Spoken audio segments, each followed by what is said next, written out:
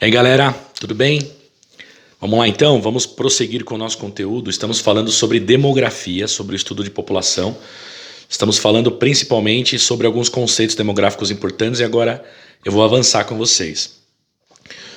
Uma das análises mais interessantes feitas pela demografia e apropriadas pelo conhecimento geográfico para poder pensar uma sociedade é a chamada estrutura etária. Quando a gente classifica estrutura de população, é alguma forma de segmentação dos dados demográficos, como a gente separa o dado por alguma característica. Quando a gente faz um levantamento populacional, quando é feito o levantamento populacional, geralmente pelo órgão responsável, e aí eu já havia comentado com vocês, no Brasil, quem realiza o censo é o IBGE, o Instituto Brasileiro de Geografia e Estatística, e esse órgão, quando ele faz o levantamento, ele consegue fazer uma separação, depois fazer um tratamento desses dados sobre diversos aspectos. Faixa etária, faixa de idade, sexo, local de residência, faixa de renda, nível de escolaridade, e aí uma série, acesso a saneamento básico, são várias questões que podem ser segmentadas. Se vocês tiverem um dia curiosidade, o site, né, o sítio eletrônico do IBGE, o ibge.gov.br, ele tem esses dados todos segmentados, é uma base de dados muito interessante, muito importante e é aberta. São dados abertos, muito utilizados por vários segmentos aí, do conhecimento das ciências humanas. Mas olha só, então uma das estruturas mais importantes é a estrutura etária, é a divisão por faixa de idade e por sexo. Então homens e mulheres 0 a 5, 6 a 10, 11 a 15, 16 a 20, assim vai, faixas etárias, que nos dá conta um pouco do perfil populacional. Quando a gente analisa a estrutura etária, e a estrutura etária ela é feita, geralmente representada por um gráfico de pirâmide, certo? Vocês já estão acostumados, talvez já tenham visto, inclusive, a gente vai trabalhar muito com isso, é a chamada pirâmide etária. Então é um gráfico que mostra o tamanho da população. Você tem um eixo horizontal, que é a quantidade de população, e um gráfico por espelho, um eixo horizontal para homens, um eixo horizontal para mulheres, e o eixo vertical a faixa de idade. Então, quantos são os homens e mulheres de 0 a 5? Aí você tem uma barra apontando a quantidade. Quantos são os homens e mulheres de 6 a 10? E assim sucessivamente. É relativamente natural, em algumas situações, que exista uma população, uma faixa etária muito, muito acima dos 60 anos, menos numerosa. Só que o que a gente percebe no conhecimento geográfico?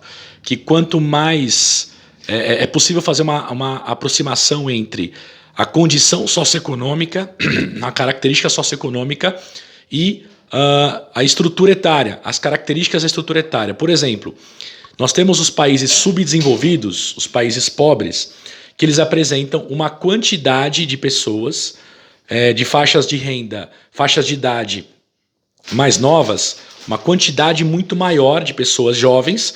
Conforme você vai avançando na idade, avançando na faixa etária, você vai tendo uma população, uma quantidade de habitantes com aquela faixa etária menor. Então, geralmente a gente classifica países subdesenvolvidos com uma pirâmide etária de base larga, ou seja, muito jovens, significa alta fecundidade, grande número de filhos por mulher, e alta natalidade, certo? Base larga e topo estreito. E aí a gente consegue juntar no gráfico de pirâmide etária dois conceitos importantes, que é a questão da natalidade e a questão da expectativa de vida. Ou seja, se eu tenho o topo estreito, se conforme aumenta a faixa de idade, diminui a quantidade de população, significa que a média de idade de mortes daquela população é baixa. Ou seja, significa que a expectativa de vida, a esperança de vida ao nascer é baixa. Tudo bem com o raciocínio? Então vamos lá. Base larga, alta fecundidade e alta natalidade. Lembrando que a fecundidade é o número médio de filhos por mulher e a natalidade é o percentual relativo aos nascimentos em relação ao total da população, certo? Lembre-se que na aula passada eu falei sobre crescimento vegetativo ou crescimento natural, que é a taxa de natalidade menos a taxa de mortalidade. Então, são dados, uma coisa reflete a outra. Naturalmente, se eu tenho mais fecundidade, o percentual de nascimentos em relação ao total da população ele é maior, mas são dados obtidos de fontes diferentes. Uma coisa é o número médio de filhos É um outro dado. Outra coisa é o percentual que corresponde ao número de nascimentos daquela população. Então, vamos lá. Alta natalidade, alta fecundidade e alta natalidade, base larga. Baixa expectativa de vida, topo estreito. Essa é a característica de países subdesenvolvidos. Não é que é uma regra, entendam, é uma tendência. A gente verifica nos países subdesenvolvidos a estrutura etária típica com base larga e topo estreito. Quanto mais desenvolvido for um país, quanto melhor a sua condição socioeconômica, o que a gente percebe? A base ela é mais estreita, ou seja, a natalidade é baixa. E a natalidade é baixa por quê? É importante pensar, nos países nos países desenvolvidos, em geral, ao longo do tempo, eles foram inseridos na Revolução Industrial já no século XIX, né, são muitos deles, países europeus principalmente, da Europa Ocidental, foram pioneiros na Revolução Industrial, então século XVIII, século XIX. Então eles passaram pela transição demográfica antes.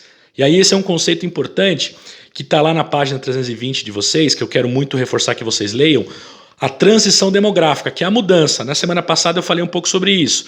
Houve um momento da história em que eu tinha uma alta natalidade e uma mortalidade mais baixa, mas os dados eram estáveis, as duas eram diferentes, mas caminhavam juntos, ou seja, o crescimento natural era constante. Com a melhoria da medicina, com o avanço da infraestrutura, do saneamento básico, tratamento de água, vacinas, a mortalidade começa a cair, porém a natalidade permanece. É a primeira fase da transição demográfica. Com a industrialização, a evolução econômica, eu tenho um equilíbrio da mortalidade e uma queda da natalidade. Isso representa uma redução do crescimento natural. É a segunda fase da transição demográfica. E assim vai. A transição demográfica são as mudanças que acontecem em função dos dados demográficos. Então, eu já estou introduzindo aqui para vocês dois conceitos importantes. O uso da pirâmide etária, a sua análise e a transição demográfica. Nos países desenvolvidos, que já passaram pela transição demográfica, qual é a característica? A base é estreita, ou seja, baixa fecundidade, baixa natalidade. Em geral, as mulheres estão inseridas no mercado de trabalho, o nível de escolarização é maior, o acesso à informação é maior, o casamento acontece mais tardiamente, o casamento é tardio, as pessoas casam acima dos 30 anos. Isso acaba projetando um número expressivo de casais sem filhos. Então há um planejamento familiar maior nos países envolvidos. Então percebam como a condição socioeconômica altera o perfil demográfico. Então diminuição da base da pirâmide, e aí eu tenho uma população adulta numerosa e acompanhando essa pirâmide etária eu tenho uma população idosa numerosa. Porque nos países desenvolvidos em geral a gente percebe uma melhor infraestrutura, uma medicina, mais acesso a tratamento médico, a medicamento.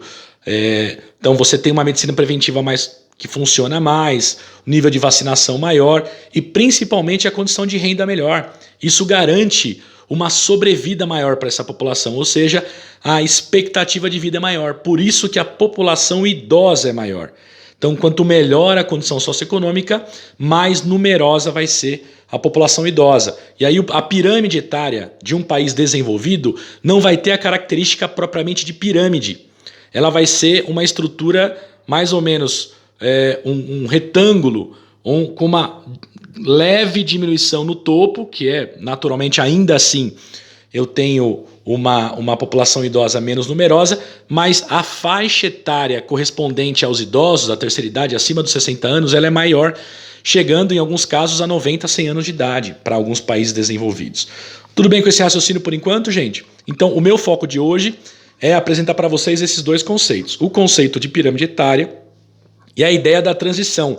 A transição tem a ver com, quando eu olho para um gráfico populacional, preciso olhar para uma série histórica ao longo do tempo. Então eu tenho um eixo vertical que apresenta o crescimento vegetativo, na verdade taxa de natalidade e taxa de mortalidade, então é um valor percentual. E no eixo horizontal eu tenho um contínuo de tempo. Então 1850, 1900, 1950, 2000 e assim vai. E aí quando eu olho o comportamento desse dado, então no século XIX era um valor, esse valor foi caindo e assim vai. Observando essas duas informações, a taxa de natalidade e a mortalidade, e aí o intervalo entre elas é o crescimento vegetativo.